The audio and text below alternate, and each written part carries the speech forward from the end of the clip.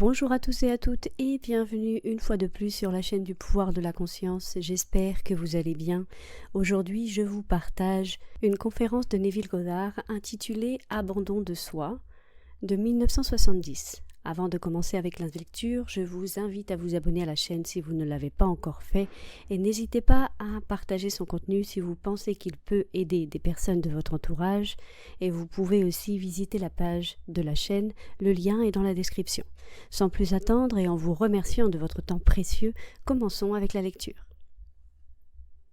Abandon de soi, une conférence de Neville Goddard, 1er juin 1970.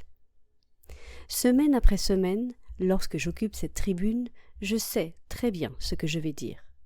Il s'agit simplement de trouver comment le dire de manière intelligible, car nous parlons d'un mystère. Ce n'est pas quelque chose que l'on peut expliquer en détail en disant « voilà, c'est tout ».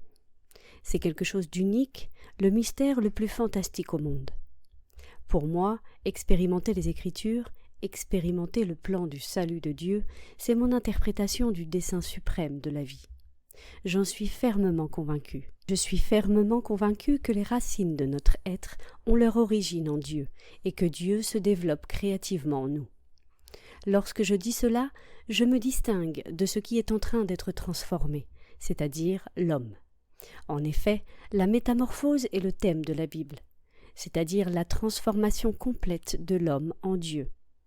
Quand je fais une déclaration comme celle que je viens de faire, il semble que cet homme, vous et moi sommes cet homme, soit transformé par un moyen d'autre que nous-mêmes, et ce n'est pas du tout ce que je veux dire. Mais l'homme est tellement conditionné à croire qu'il est un petit ver que vous abordez cela depuis ce point de vue. Vous et moi, nous sommes les dieux qui transforment l'homme à notre image selon notre ressemblance. Cependant, si je disais cela à une grande foule, le rideau tomberait et ils n'écouteraient plus un seul mot de ce que j'aurais à dire. Mais vous et moi, nous rassemblons notre courage. Nous étions les enfants de Dieu, créant ensemble Dieu, car Dieu est un mot au pluriel. Le mot est Elohim. Au commencement, Dieu a créé les cieux et la terre. Genèse, chapitre 1, verset 1. Le mot utilisé est Elohim, qui est au pluriel. Puis Dieu dit « Faisons l'homme à notre image, selon notre ressemblance » Genèse chapitre 1, verset 26. C'est le même mot, Elohim. C'est une unité composée, un constitué par d'autres. Dans le Deutéronome, on nous dit « Le Très-Haut a fixé les frontières des peuples selon le nombre des fils de Dieu » Deutéronome chapitre 32, verset 8. Aucun enfant ne naît à moins que Dieu n'occupe ce petit temple. Ce sont les dieux qui sont descendus. Vous et moi sommes les dieux qui sont descendus. Nous transformons ces identités, ces hommes et femmes avec lesquels nous sommes identifiés, selon notre ressemblance, au lieu d'être transformés par quelque chose de différent de nous. Nous sommes les dieux qui sont descendus. Et lorsque nous nous éveillons, nous sommes les dieux dont il est question dès le début. Au commencement, Dieu créa, ou Éolim au pluriel, les dieux, les cieux et la terre. Genèse chapitre 1, verset 1. Comme créer un théâtre pour l'exposition de sa force et de ses pouvoirs créatifs. Puis Dieu dit « Faisons l'homme à notre image ». Alors nous descendons et nous revêtons cet habit. Nous ne faisons pas semblant, nous nous abandonnons complètement à cet habit. Le secret est l'abandon de soi. Vous n'aurez jamais fait quelque chose que vous n'auriez pas aimé, jamais. Et nous l'aimons tellement. Et ainsi, l'ayant aimé, nous nous engageons vers l'objet de notre amour et véritablement, nous devenons lui. L'auto-engagement est le secret. On nous dit « Soyez donc les imitateurs de Dieu, comme des enfants bien-aimés » Éphésiens chapitre 5, verset 1. Dans ce monde, nous avons oublié qui nous sommes. Maintenant vient la révélation. Soyez donc les imitateurs de Dieu, comme des enfants bien-aimés. Tout comme le Christ nous a aimés et s'est donné lui-même pour nous. Alors, imitez cela. Mais à ce niveau, j'ai l'impression d'être Neville. Cependant, je sais par expérience que je suis celui qui est devenu Neville pour transformer cette identité en mon propre être, l'être qui a été, qui n'a pas de commencement. Et il y avait un plan que j'avais établi en moi-même quand je me suis enfoui dans cet être appelé Neville. Cela est vrai pour tout le monde. Maintenant, écoutez ceci attentivement. C'est le premier chapitre d'Éphésiens. Je vais citer 4 versets. Vous les trouverez dans les 10 premiers. J'en ai donc omis certains car ils ne sont pas nécessaires pour ce que je veux transmettre. Dieu nous a choisis en lui avant la fondation du monde. Éphésiens chapitre 1, versets 3, 4. Nous ayant prédestinés par amour, par Jésus le Christ, selon le plaisir de sa volonté. Éphésiens chapitre 1, verset 5. Il s'est proposé en lui-même de réunir toutes choses en Christ, dans la dispensation de l'accomplissement des temps. Éphésiens chapitre 1, versets 9 et 10. Écoutez attentivement. Rentrez chez vous et lisez-le. Dans le premier chapitre et à l'intérieur du premier chapitre, je crois que ce sont les versets 4, 5, 9 et 10 dans Éphésiens. Dieu nous a choisis en lui avant la fondation du monde. Ainsi, nous voyons que le salut de l'homme n'est pas une idée postérieure du Créateur. Il est antérieur à ce processus historique. Bien avant que cela prenne vie et devienne l'histoire humaine, cette décision avait été prise. Donc, notre aptitude est la conséquence, non la condition, de son choix. Ainsi, ici, en tant que Neville, moi, le vrai être, je choisis Neville. Je vais interpréter Neville. Vous choisissez l'être pour lequel vous vous êtes décidé. Nous descendons jusqu'ici, y donnons vie à un processus historique. Nous sommes les dieux qui ont pris la décision. Nous nous identifions à cet habit. Nous les transformons en nous-mêmes. Et c'est quelque chose que le monde rejette. Il le déteste car il ne comprend pas que l'homme ne peut rien faire pour se sauver lui-même. Il n'y a absolument rien que l'homme, en tant qu'homme, puisse faire. C'est Dieu qui est enseveli en l'homme qui le fait. Comme il nous est dit dans la lettre aux Philippiens, « Celui qui a commencé en vous une bonne œuvre le poursuivra jusqu'au jour de Jésus-Christ. » Philippiens chapitre 1, verset 6.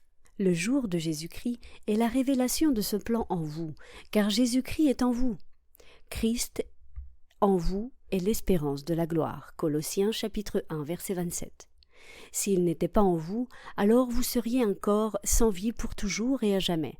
Mais les dieux sont descendus, et tous les dieux appelés les fils de Dieu sont nécessaires pour former Dieu. L'un s'est fragmenté en plusieurs. Un est tombé en nous contenant tous. Il nous a choisis en lui avant la fondation du monde. Comprenez-vous ? Avant qu'il n'y ait un monde, nous étions. Nous sommes les dieux. Nous sommes dans l'unique être, connu dans les Écritures comme Dieu. Et nous sommes descendus avec un objectif, avec un but, étendre notre propre créativité. Et nous le faisons en nous ensevelissant dans l'humanité. Maintenant, la crucifixion est soit une démonstration de l'échec le plus terrible dans le monde, soit le plus grand succès dans le monde. Il a été prouvé que la graine qui est tombée, appelée la parole de Dieu, et la parole de Dieu est Dieu lui-même, est Dieu lui-même. Au commencement était la parole était avec Dieu, et la parole était Dieu. Jean chapitre 1, verset 1. La parole était la graine qui est tombée dans l'humanité. Elle est appelée la crucifixion. Elle a ressuscité et continue de ressusciter car tous les fils ressusciteront. Aucun ne faillira. Si un seul échoue, il faudrait laisser tous les autres derrière et partir à sa recherche, car celui qui ment complète l'un, celui qui est un seul corps et un seul esprit, un seul Seigneur, un seul Dieu et Père de tous. Éphésiens chapitre 4, versets 4 à 6. Ainsi, nuit après nuit, alors que j'occupe cette estrade, je sais exactement ce que je veux dire. Et mon problème est comment le dire de manière intelligible, compréhensible pour ceux qui m'écoutent. Car l'homme a été conditionné à croire qu'il est une petite chose ridicule qui a péché dans le monde. Et ayant péché, il doit faire toutes sortes de pénitences pour se racheter. L'homme ne peut se racheter. C'est Dieu qui descend. Et à travers sa crucifixion, qui est l'ensevelissement en l'homme, Dieu démontre sa puissance créative, capable de mourir et de ressusciter à nouveau. De cette manière, il meurt en l'homme. Paul a dit, dans le chapitre 2, verset 19 du livre de Galates, « J'ai été crucifié avec le Christ ». Et ce n'est plus moi qui vis, mais c'est le Christ qui vit en moi. Et la vie que je vis maintenant dans la chair, je la vis dans la foi au Fils de Dieu, qui m'a aimé et s'est livré lui-même pour moi. Alors ce Fils de Dieu est en vous. Vous dites « Je suis ». C'est lui, c'est le Fils de Dieu. Mais vous avez tellement aimé l'objet auquel vous vous êtes livré que vous vous abandonnez complètement. Vous vous videz de votre divinité et vous vous plongez dans l'objet de votre amour. Et vous allez le transformer en votre propre être qui est Dieu. Quand vous le transformez, vous êtes ce même Dieu, mais vous vous êtes étendu au-delà de ce moment, dans l'éternité, quand vous vous êtes aventuré dans cette expérience, devenant votre propre création. Ainsi, dans le monde de César, soyez des imitateurs de Dieu comme des enfants bien-aimés. Tout comme le Christ nous a aimés et s'est livré à nous, alors imitez cela. Vous aimez l'argent? Il n'y a rien de mal à cela. Vous aimez la renommée? Il n'y a rien de mal à cela. Vous aimez être physiquement en forme? Il n'y a rien de mal. Mais tombez amoureux de cela. Si vous tombez amoureux de ça, vous devez faire comme Dieu l'a fait au commencement. Et vous êtes ce Dieu dont je parle, qui a tellement aimé l'objet que vous êtes, quand vous le voyez reflété, que vous vous êtes abandonné. Sans aucune restriction. Un abandon complet de l'être à l'objet de son amour. Parce que s'il n'y a pas un objet aimant, s'il n'y a personne à aimer, qu'est-ce que l'amour? Il doit y avoir quelque chose que l'on aime pour démontrer l'amour. Et vous aussi vous avez un objet. Votre émanation, qui n'est rien d'autre que votre épouse, non pas votre épouse physique, le corps est votre émanation. C'est votre épouse jusqu'à ce que le rêve de la mort se termine. Et vous l'avez tellement aimé, vous allez le transformer en la chose la plus belle et parfaite au monde, qui est comme vous, qui est parfait. Alors, il nous a choisis en lui avant la fondation du monde, pour que nous soyons saints et sans tache devant lui. Éphésiens chapitre 1, verset 4. C'est ce qu'on nous dit. Il m'a choisi. Eh bien, qui est-il? Je suis lui. Mais pour devenir moi, il doit oublier que je suis lui, et il pense qu'il est Neville. Il doit oublier. Il m'a choisi en lui avant la fondation du monde, mais maintenant je suis celui qui a oublié et qui est devenu Neville. Quand je me réveille, je sais que j'étais avant la fondation du monde, mais maintenant j'apporte Neville avec moi, et maintenant j'ai un aspect de plus dans mon être proétique.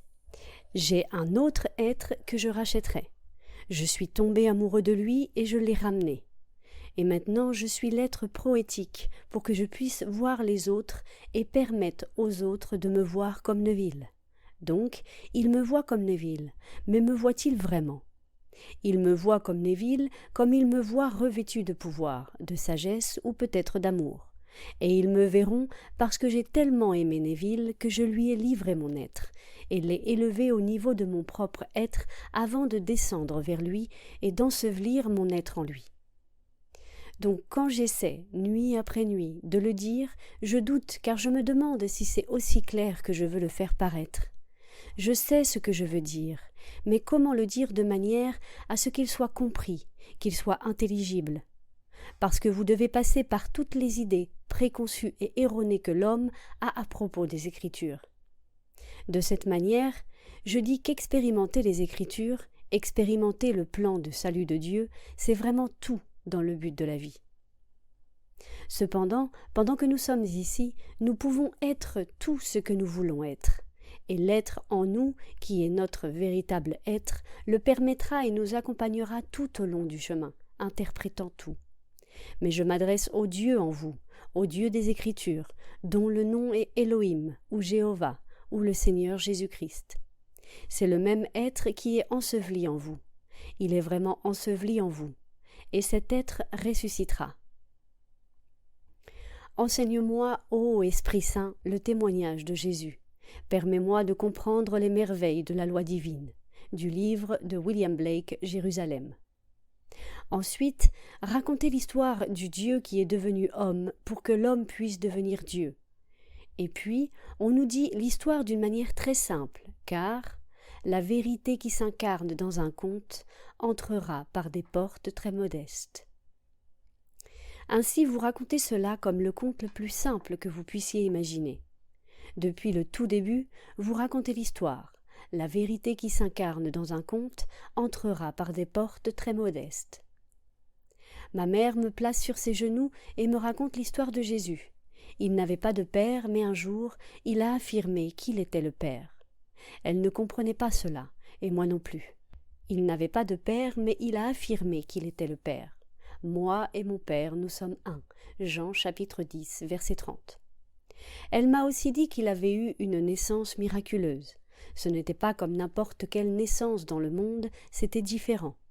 Et ensuite, elle m'a dit qu'il avait dit que, à moins que nous ne naissions de manière similaire, eh bien il a dit « Je suis d'en haut ». Jean chapitre 8, verset 23. Qu'il était né d'en haut, et que celui qui ne naît pas d'en haut ne peut pas entrer dans le royaume des cieux. Jean chapitre 3, verset 3. Ensuite, il a dit que, parmi ceux qui sont nés de femmes, il n'en a pas été élevé de plus grand que Jean le Baptiste, mais le plus petit dans le royaume des cieux est le plus grand que lui. Matthieu chapitre 11, verset 11. Donc, Jean le Baptiste ne peut pas être dans le royaume des cieux si le plus petit est plus grand que lui. Peu importe à quel point il peut devenir petit, le plus petit est plus grand que Jean le Baptiste, donc il ne peut pas entrer dans le royaume des cieux. Ma mère ne comprenait pas plus que moi quand elle me l'a raconté. Ensuite, elle m'a dit que David, dans l'esprit, l'a appelé Monseigneur. Elle ne comprenait pas cela, et moi non plus. Et puis, elle m'a dit qu'il s'était identifié comme le Fils de l'homme, et que ensuite le Fils de l'homme ressemblait à un serpent brûlant, et que, à moins que le Fils de l'homme ne soit élevé, de la même manière que le serpent brûlant a été élevé, il ne peut pas entrer dans le royaume des cieux. Jean chapitre 3, verset 14. Elle m'a dit que lorsqu'il a été baptisé, une colombe est descendue et est restée sur lui. Jean chapitre 2, verset 32. Et l'homme extérieur l'a su. Cet homme extérieur s'appelait Jean, et il le savait parce qu'il lui avait été révélé que celui qui a la colombe descendrait et resterait serait le Fils de Dieu. Celui qui est descendu du ciel, car personne n'est monté au ciel, sinon celui qui est descendu du ciel, le Fils de l'homme. Jean chapitre 3, verset 13. Tout cela était un mystère, mais aussi une histoire adorable qui stimulait l'esprit de l'enfant, et de cette manière, elle est restée avec vous. C'est quelque chose qui est complètement en vous. Et ensuite, cela vient avec cette incroyable précipitation. Quand vous vous y attendez le moins, tout se produit en vous. Nous revenons à Éphésiens. Il l'a établi comme un dessein en Christ, pour l'accomplir lorsque le temps serait venu. Éphésiens chapitre 1, versets 9 et 10. Il l'a établi en Christ. En Christ, oui. Et Christ est en vous. Jean chapitre 14, verset 20. Dieu lui-même est descendu dans l'homme et a établi son plan de rédemption en Christ. Ainsi, en Christ signifie en l'homme. Maintenant, cela doit se développer en l'homme.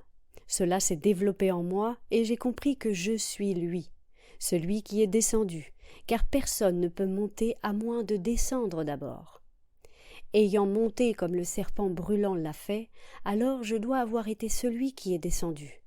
Mais quand je suis monté, je l'ai fait sans perdre l'identité de Neville. Donc, je suis descendu et j'ai racheté un être appelé Neville. Vous descendez et de cette manière, vous vous identifiez avec l'être que vous croyez être, de sorte que lorsque vous montez, vous emportez avec vous celui que vous avez racheté. Vous l'exposez à vos frères, car tous attendent l'exposition de votre acte de foi.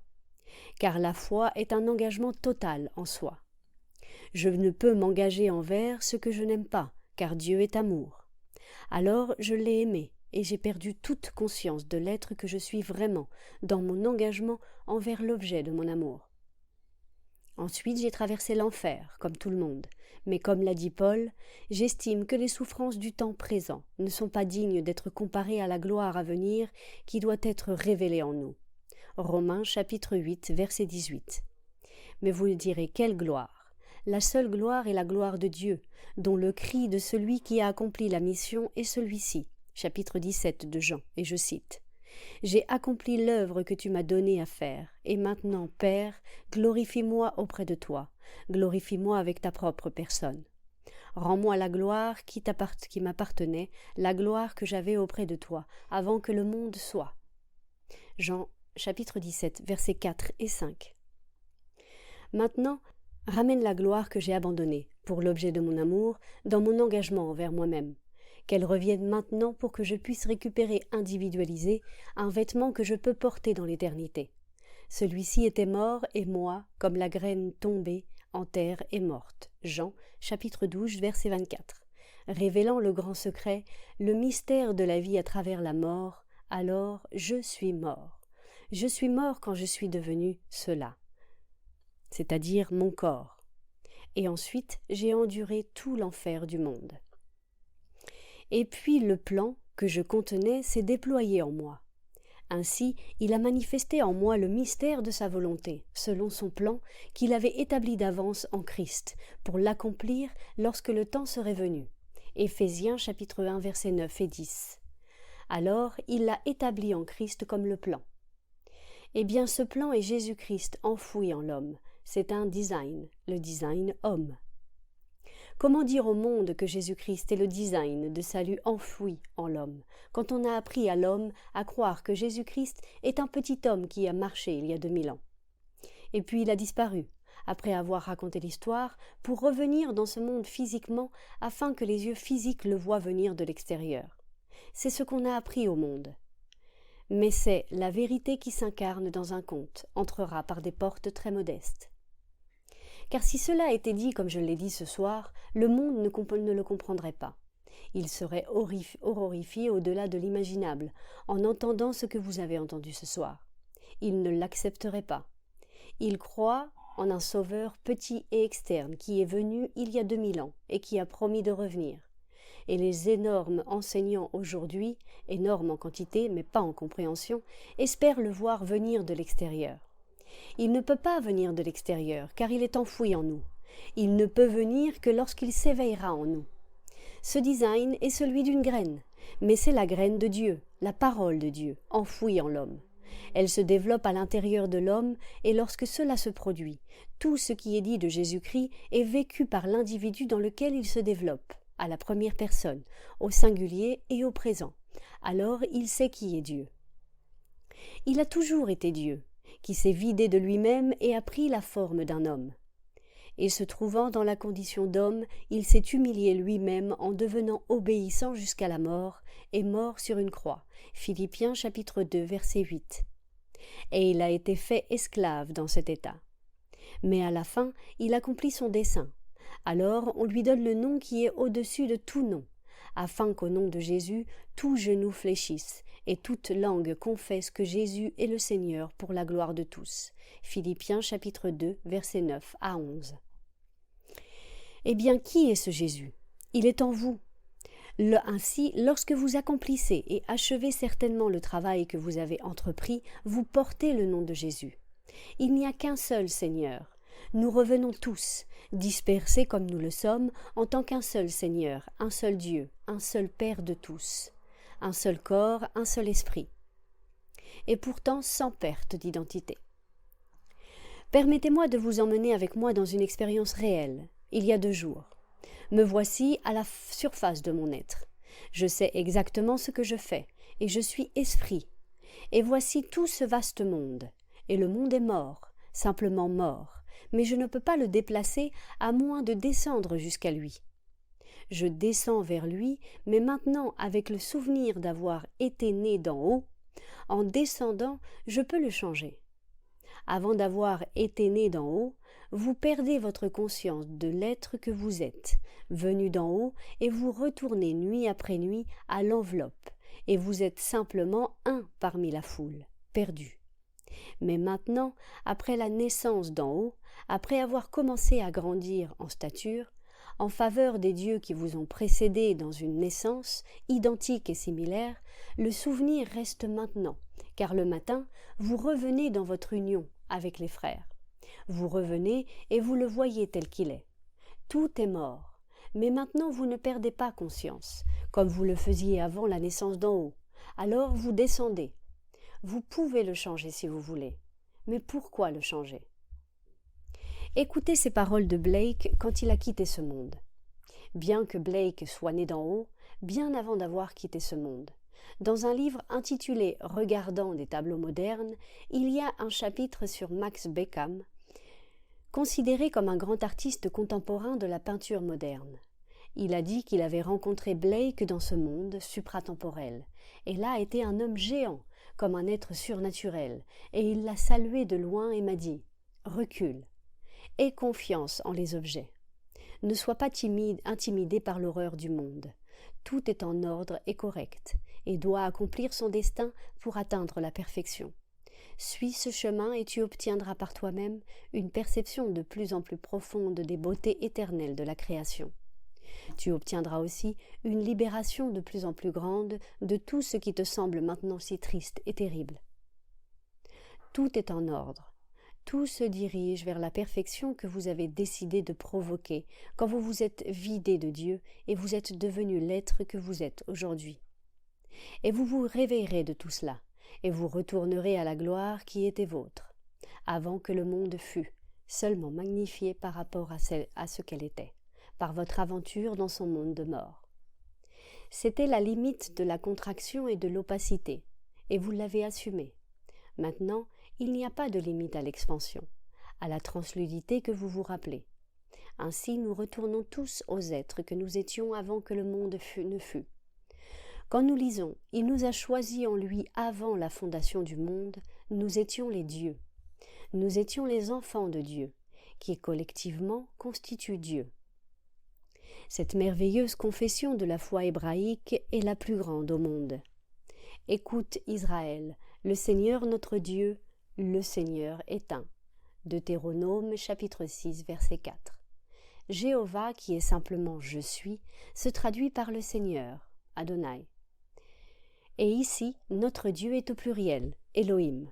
Nous sommes les dieux, mais ensemble nous sommes Adonai. 1. Il faut donc l'un fait de nombreux pour tomber. Le Dieu un, qui est la confession, le schéma d'Israël. Écoute Israël, le Seigneur, notre Dieu, le Seigneur est un. N'oubliez jamais cela. Aucun petit homme, aucune petite image devant laquelle se tenir ou laquelle adorer. Tout est mort, et les hommes font des idoles d'autres hommes. Ainsi, quelqu'un a de l'argent, ou est un tyran, un Lénine, disons. Alors, ils font une image de Lénine, et tous les jours des milliers de personnes passent à côté de cette chose absurde et petite qu'ils gardent à la vue. Aujourd'hui, j'ai lu la déclaration de Buckley datée de Leningrad. Avant, c'était Saint-Pétersbourg. C'était la place Pierre, la même place. Maintenant, c'est Leningrad. Et là est cette petite chose momifiée. Un de ses amis qui marchait près de cette petite chose momifiée avait la main dans la poche.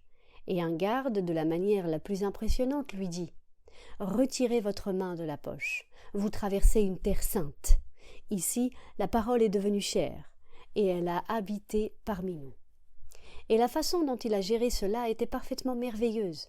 La façon dont il a traité cette idée si absurde d'adoration de cette petite chose qu'ils ont dû ramasser et reconstruire il y a quelques années, parce que le temps se fait sentir et elle se décomposait. Et c'est leur petite icône qu'ils adorent. Regardez l'article du Los Angeles Times. Je vous dis que le seul Dieu dans le monde, c'est vous. Il n'y a pas d'autre Dieu. Un jour, vous le saurez. Un jour, vous vous déploierez en vous-même.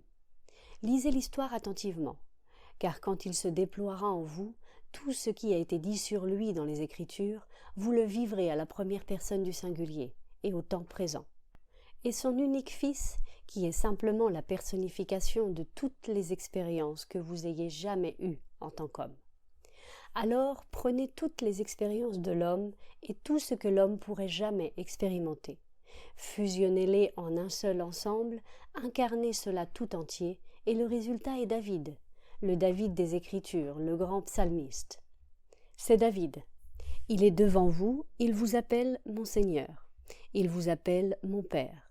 C'est le seul Fils de Dieu, qui est une personnification de la somme totale de toutes les expériences de l'humanité. Donc, quand, jouant le rôle qui vous a été attribué, vous avez traversé tout le spectre des possibilités que l'homme peut expérimenter, à la fin, vous vous réveillez, Et alors, la somme totale des expériences se fond et est incarnée et se présente devant vous. Et c'est ce jeune homme glorieux et beau, David, et il vous appelle mon Père, mon Seigneur, et en ce qui vous concerne, l'œuvre est terminée. Alors vous vous joignez aux frères que vous avez connus avant que le monde ne soit, et vous contemplez le monde de la mort. Vous devenez l'un de ceux qui, dans la grande éternité, contemplent la mort, et vous dites aussi « Ce qui semble être existe pour ce qui semble être, et est la cause des plus horribles conséquences pour ceux qui semblent être, même de tourments, de désespoir, mort éternelle. Mais la miséricorde divine va au-delà et rédime l'homme dans le corps de Jésus. Tous les hommes sont rachetés, mais l'homme, en tant qu'homme, ne peut se racheter lui-même. C'est Dieu en l'homme qui accomplit l'œuvre.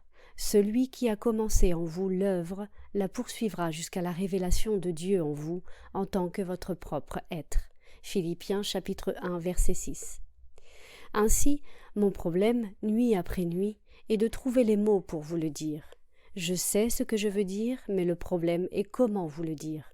Comment le dire de manière à ce que ce soit compris, intelligible, car je dois toujours tenir compte du fait que je fais face à un public qui peut ne pas être prêt pour l'impact, car c'est un choc pour l'esprit humain de leur dire qui ils sont. Ils préféreraient dépendre de quelque chose en dehors d'eux-mêmes et prier. Donc ils vont à l'église et allument une bougie, s'inclinent devant une petite croix ou une petite étoile faite par l'homme, et font toutes ces choses à l'extérieur. Mais personne n'a confiance en lui-même, et l'être de l'homme est Dieu. Cette merveilleuse imagination humaine qui est la vôtre, c'est l'éternel Dieu. Ce soir, je vous dis que nos racines sont en Dieu, et Dieu lui-même se déploie en nous. J'aurais pu dire, nos racines sont dans l'imagination divine, et l'imagination divine se déploie en nous, mais peu importe. Personnellement, j'aime le mot Dieu, mais je ne le place pas à l'extérieur comme quelque chose à adorer. Le monde l'acceptera plus facilement si je dis Dieu plutôt que imagination divine. Alors je ne l'ai pas dit au début de la conférence, maintenant je vous l'expose. Seulement quand vous imaginez, c'est Dieu qui est en train de créer. Et tout est possible à Dieu. Matthieu chapitre 19, verset 26. Alors commencez à imaginer. C'est Dieu, Dieu en action.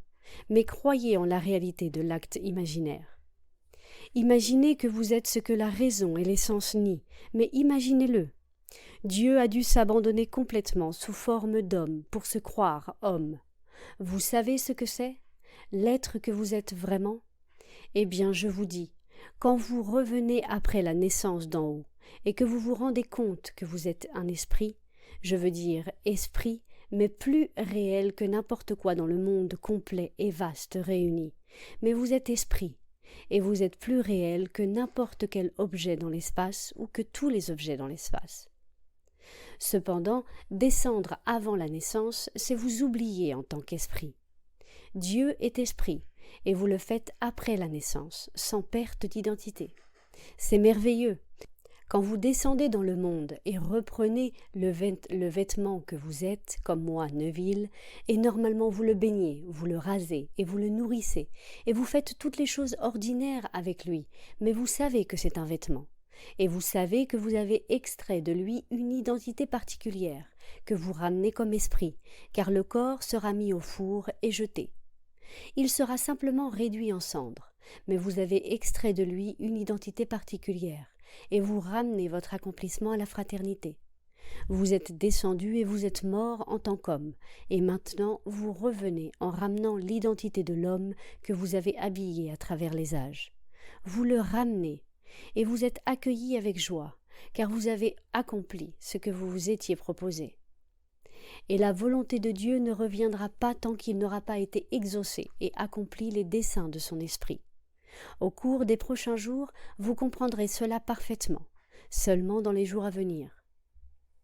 Alors, les souffrances du temps présent ne sont pas dignes d'être comparées à la gloire à venir qui va être révélée en nous. Romains chapitre 8, verset 18. Par ceux qu'il a prédestinés auparavant, et il a choisi tous les enfants. Nous sommes tous les enfants. Peu importe votre sexe, nous sommes les enfants, car dans la résurrection nous sommes au-dessus de l'organisation des sexes. Nous ne sommes ni mâles ni femelles, nous sommes Dieu. Car ceux qu'il a connus d'avance, il les a aussi prédestinés. Et ceux qu'il a prédestinés, il les a aussi appelés. Et ceux qu'il a appelés, il les a justifiés. Et ceux qu'il a justifiés, il les a glorifiés. Romains chapitre 8, verset 30. Ainsi, peu importe ce que vous avez fait en tant qu'homme, vous recevrez la justification. En d'autres termes, l'absolution divine, la complète absolution. Peu importe ce que vous avez fait. Si vous avez joué le rôle d'un Hitler ou d'un Staline, ou de tout autre monstre, vous serez pardonné. À ce niveau, vous voulez que tous souffrent, mais vos frères, connaissant le rôle que vous avez joué, ne veulent pas que vous souffriez. Ils veulent que vous vous réveilliez d'un rêve d'être un Hitler, d'un rêve d'être un Staline, ou n'importe quel autre personnage horrible du monde. Et quand vous vous présentez devant lui, ayant été appelé, c'est la justification. La justification dans les Écritures n'est rien d'autre que l'absolution divine. Et après la justification vient la glorification, qui est le cadeau de Dieu, de lui-même pour vous. Alors vous êtes Dieu le Père, et tous les enfants réunis forment Dieu le Père.